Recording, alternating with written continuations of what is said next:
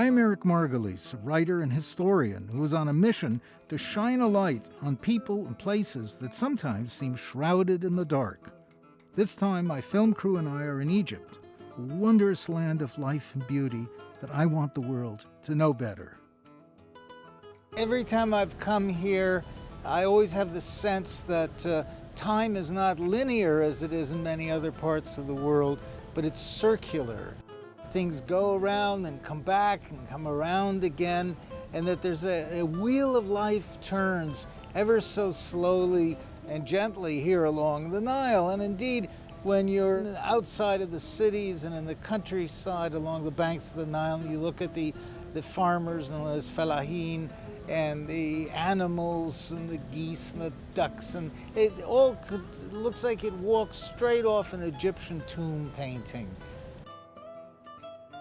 They say in Egypt that the past is never really far behind. I understand this in the context of a civilization that has weathered millennia. In their hearts lies a powerful connection to the past, a very ancient and proud past. And if I'm going to better understand what's driving Egyptians in the 21st century, I first need to understand what inspired them at the dawn of time. After all, the Nile flourished with wealth and power for thousands of years before Christ. Sailing the Nile in the same manner as the great pharaohs is a wonderful experience and the most intimate way to experience this life-giving river.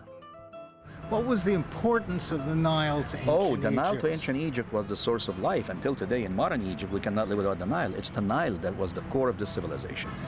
We're living here because there is a Nile. It's the only source of water. But the Egyptians had a better understanding to it. Actually, the Nile was God.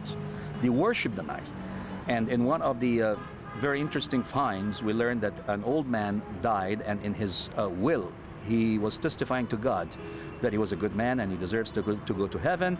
And he also said and stated in that will that I did not pollute the water of the Nile. Well, I heard that there was the two things that you had to do as a good citizen in ancient Egypt was not pollute the Nile and definitely. preserve it. Preserve it and keep it because it was God's, and it was their drinking water source, and it was the water. Water is life to the Egyptians. And don't forget that the myth told us that life created from water. The first form of life that God among a rock created was water.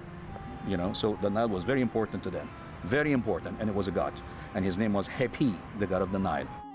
In a sign of the respect that the ancient Egyptians had for Hapi, the god of the Nile, a hymn praised him as the light maker who comes from the dark, the fattener of herds, the might that fashions all. And he was always pictured as a figure that has the he and she character. The Nile to them was as strong as the man, but yet as fertile as the woman, because the Nile, used to bring the inundation every year, the flood every year, the silt every year.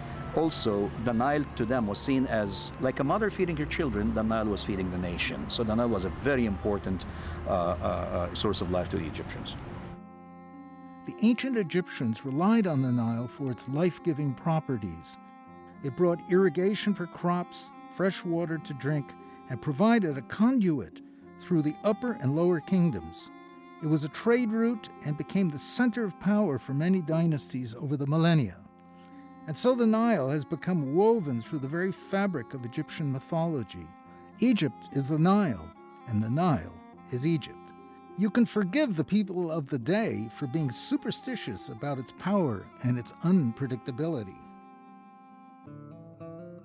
Power and unpredictability, dependence and fear are also traits that modern Egyptians inherited from their ancient counterparts. Sadly, food security still remains a significant problem in Egypt to this day. Wheat and beans have been the staple food of Egypt for the last 5,000 years. The builders of the pyramids, for example, subsisted on wheat and beans and onions and garlic, pretty healthy combination. Egypt has a terrible geographical imperative that makes life here so very difficult.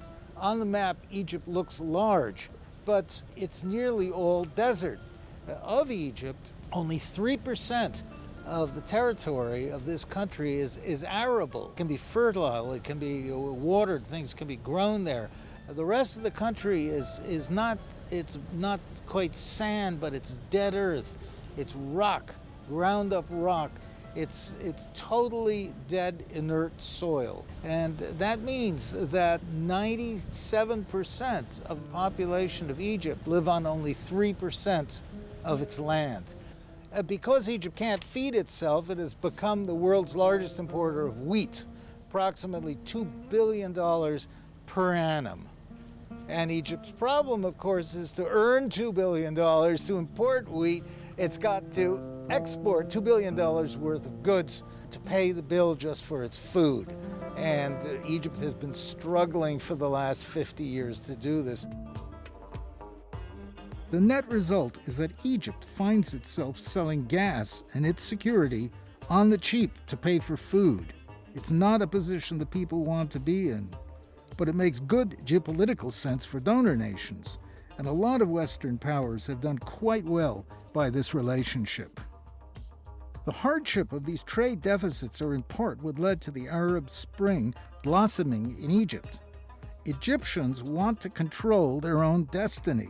They no longer are content to squander natural resources and human potential for subsistence, and they won't put up with any modern-day dynasties rising in the shadows of the ancient pharaoh's legacy.